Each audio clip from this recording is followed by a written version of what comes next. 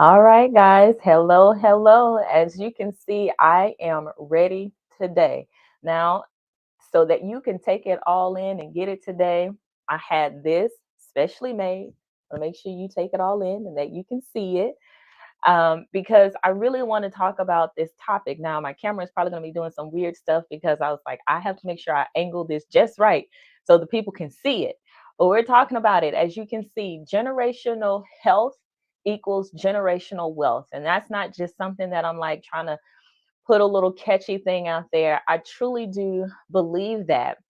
And that's what we're talking about today. We're going to talk about the tips for a healthier and wealthier lifestyle and family because everyone is talking about generational wealth. Everybody is talking about it. When you search generational wealth, you are going to come up with like millions of different topics and people talking about it and all of that. But then when I did a search on generational health, it was like crickets. I may have been able to find like two or three here or there. It's like trying to scrape something together and figure it out. I said, there's a lot about health in general. Like put in health, you'll find a ton of stuff. But generational health, not so much. I don't know if it's because it's implied or whatever, but we're going to talk about it today because I understand that you want to live a prosperous life. You are trying to do the things so that you can live comfortably and enjoy life. But the best way to do it and to enjoy it is to be healthy. You have to be healthy in order to do it because the first thing that is going to stop you from being able to do those things is your health. So let's just talk about it today. We're going to talk about what it means to be healthy, why it's important, and how you can achieve it, and not just for yourself, but for your family, because that is what is important so that we can create these generational changes and lifestyles. If you are new here, welcome and thank you for joining. I am Dr. Ashley Booth. I'm a board certified family medicine physician, and I give tips on things that you can use in your everyday life, especially health tips and tools that you can use in your everyday life. If you are new, go ahead and put your information in the chat. Say hello. Go ahead and subscribe and follow. And then let the people know, share, put it out there and say, she is talking about something generational health and wealth today because I want all of your families to be well and to do well. So go ahead, say hello, chime in throughout. Let me know what your thoughts are so that way I will know what you're thinking. But let's just go ahead and jump into it. Generational wealth. Like I said, it is absolutely everywhere. But when we talk about health, it seems like it's there and people are talking about health, but it seems like an individualized thing. And we're not necessarily looking at it as a full picture. But as people are doing this whole generational wealth and trying to accumulate the things, are you sacrificing parts of yourself? Are you sacrificing your health in the process? One of my favorite scriptures is 3rd John 1 and 2. And it says, "Beloved, I pray that your soul that you may prosper in all things and in health and be in health and just as your soul prospers." So I'm like, let's just sit with that. Like this is scripture. Like this was long time ago where they were talking about that. So not only did it say, "I pray that you may prosper in all things and be in health," because they understood that you have to be healthy in order to do the things. You're trying to prosper, you want to make the money. That is awesome. That is great. You want to make sure that you and your family are comfortable, but you have to be healthy. That's why I added and health, because you have to be healthy to do that. Because I'm telling you, the very first thing that will stop you in your tracks when you are trying to do the things is your health. A cold. A cold will take you down. Viral illnesses, this is the season for it. It is taking people down left and right, and people are calling my office. Dr. Booth, can you get me something? Can you treat this? What can we do? Because they are sick and they are ready to move on. That will stop you. You have plans, you want to do the things. It says, nope, not today. You have a backache, an ankle ache, any of the aches. that will stop you from doing what you want to do. So you have to make sure that you are healthy so that you can do those things. Well, what is health in the first place? Because everybody has their definition of it. Everybody says what it looks like, what it tastes like, what it smells like. But what exactly is it?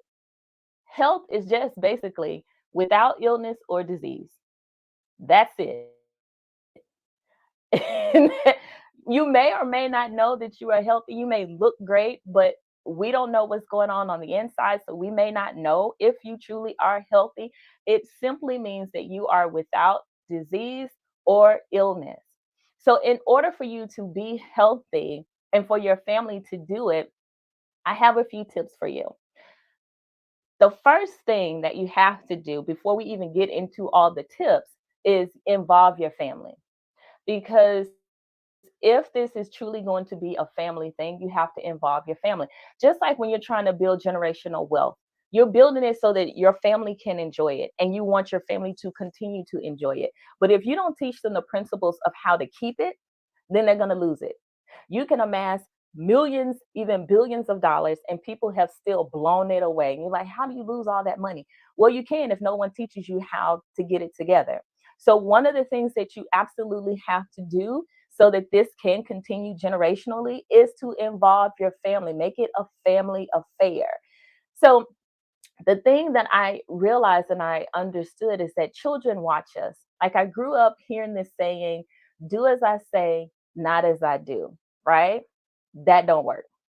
That absolutely does not work. And I don't know how many of you have heard the do as I say, not as I do, because at the end of the day, we pretty much follow a lot of what we saw versus what we heard because generations, your mom, your mom's mom, your mom's mom's mom, right, did something,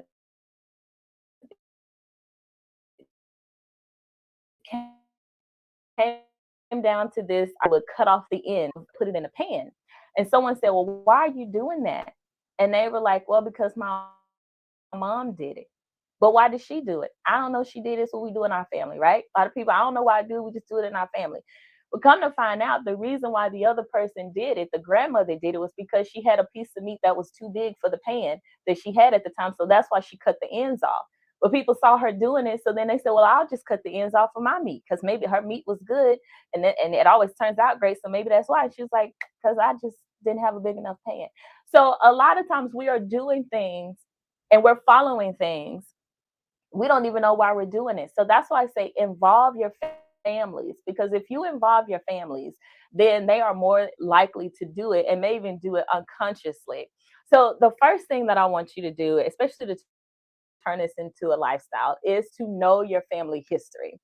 I did a show a few weeks back talking about generational curses, especially some of those unserious generational curses. But one of the ones that I feel like is serious, but people think is unserious, is family history. We don't talk about it. That's my business. You don't need to know about it. Or I don't think it's that big of a deal. So I'm not going to tell you about it.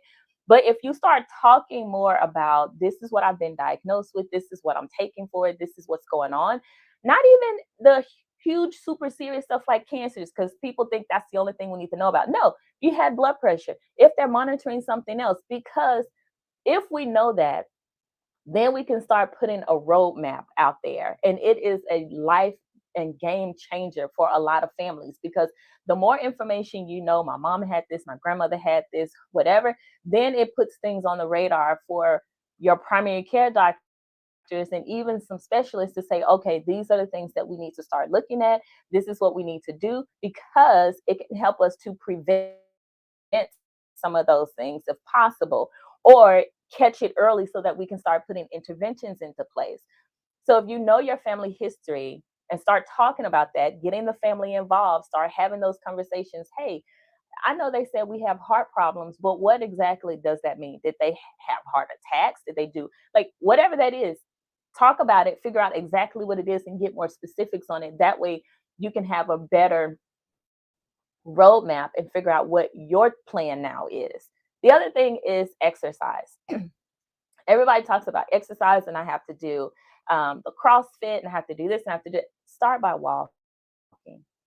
Walking 30 minutes a day 5 days a week can actually help either cause weight loss or maintain the weight that you have. So to try to help you prevent weight gain, it can decrease your heart rate. It can help with your blood pressure, like just walking 30 minutes a day. Now, this is the thing. I have a lot of people say, well, I walk 10,000 steps because I'm very busy during the day. I get it. But I'm going to tell you about those 10,000 steps. Those 10,000 steps aren't necessarily scientifically proven. It says it is a good job that you got those many steps in for the day, but the correlation to like if it really helps and all of that is kind of shaky because people do those steps in spurts. A lot of times people aren't continuously walking for like 30 minutes. It's that continuous keeping your heart rate up, moving, getting things circulated for that 30 minutes is what's really going to tip it over and change for you. So you can continue to do your 10,000 steps a day. That is awesome. From that 10,000, separate some or leave some to the side for you to just walk continuously for that 30 minutes and get your walk in. You can take the children out for a walk. You can take the dog out for the walk. You can go out with your spouse and you guys have a walk and chit chat as you do it, but get the family involved. And then they say, okay, well, I'll walk. It's no big deal. That's just what we do. Diet, healthy diet. You can have an unhealthy diet or you can have a healthy diet. Diet is just essentially what are you eating? What are you putting in your body? So you want to do like your fruits and vegetables, of course, some lean meats. A lot of people have been changing things out. Well, I don't want to do fruits. I don't want to do vegetables. Okay, I understand. But typically across the board, most people will say a balanced diet, fruits, vegetables, lean meats, doing your portion control, having your plate look like a rainbow definitely helps because it knows that you're getting in different nutrients, different vitamins that your body needs. So doing that, involving the family again. If you have children, letting them go to the grocery store and pick out the fruits and vegetables that they would like to eat that week. Let them pick out the snacks that they want to eat. Let them help with dinner. There's some things that they can do. They may not be able to use a knife and chop things up, but they can probably help wash the lettuce or something. But getting them involved because then it again turns into this is just what we do. This is what we do as a family. And then they will just start automatically picking those things out and doing that. Sleep and rest. That is the fourth thing that I want you to think about. Sleep and rest. Rest is underrated. I don't understand why you guys do not want to take a rest, why you don't want to put it down. Everybody's like, but I got things to do. I got things to do. I get it. But there is something to be said about rest and serious rest because if you don't, you will crash and burn. And crashing and burning is not that great. It takes a long time sometimes to recuperate from that crash and burn versus you taking some serious, I'm going to pause, take a moment, step away, get a chance to rebreathe and do what you need to do. It usually doesn't take as long to recover from a rest than it does from when you have crashed and burned. The other thing is, it is also, especially with your sleep, the recommendation is like 7 hours. I know people are like seven because the average is 5. But if you can give a little bit more and feel these are not lofty goals. We can do this. We can do this. These are not lofty goals.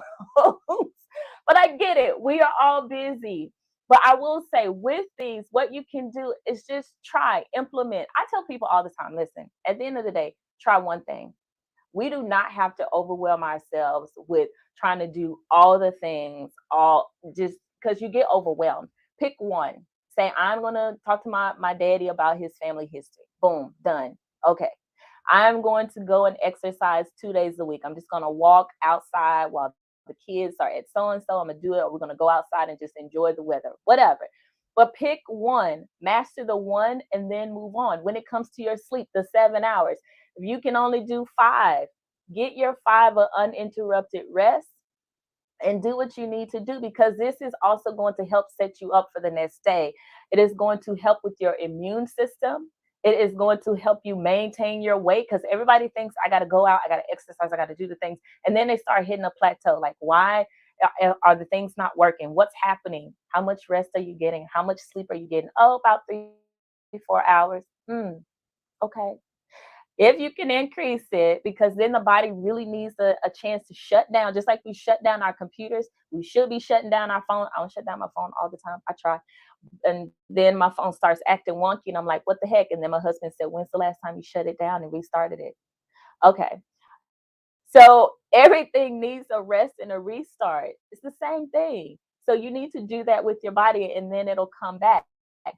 The fifth thing, mental health. I cannot stress this enough because there are a lot of things that are stressing us out. And I talked about this, and I may do a topic on this about what I like to call we have this stress adaptation. There's a neural adaptation. I talked about that with the heavy bags and we're putting all that weight on our shoulders and our bodies get used to it. Same thing happens with your life and your stress. You are carrying stress and you don't even know it sometimes. I have people, I say, sit down, tell me about your day from when you wake up till you go to bed. And they talk and talk and talk and talk. And then they say, oh, I didn't realize I was doing so much, or oh, now I feel it. Now I understand why I feel so heavy because I am doing all these things. I need to figure out how I can get some of this stuff off of my plate. That stress can literally weigh you down. Stress can literally lead to high blood pressure, diabetes, strokes, heart attacks, all that stuff that's spoken, unspoken, whatever it is, truly can cause these things. I've seen people stress themselves out to those points. The other thing is traumas. We all have some trauma thereabout that we have come into this world with. We've interacted with someone, we've had some family things that have happened, whatever it is, there's some traumas that a lot of people are dealing with. And you need a third party that you can talk to who is not biased, who can help you process it, unpack it, so that way you can and get to the next level. That is what's important because what it does is it sets you up for that holistic health. It helps you to just like feel so much better because you want to look at the whole picture. You are not just one thing. You are not just blood pressure. You are not just diabetes. You are not just these things. You are more than that. You are a whole person and you have to look at the whole picture. So working on that, the mental, the mindset, changing some things, the how you talk about yourself. We have to love on ourselves more. We're so hard. You didn't do this, you didn't get that done.